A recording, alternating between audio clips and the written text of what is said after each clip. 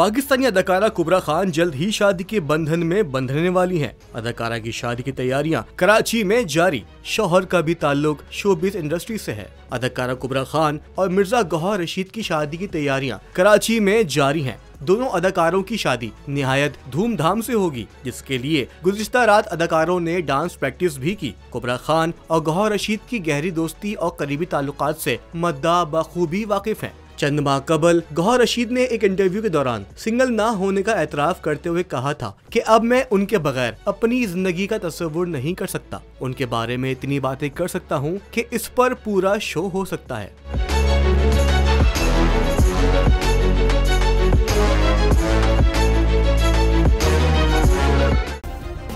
Subscribe करें और bell दबाएं ताकि कोई खबर रह न जाए।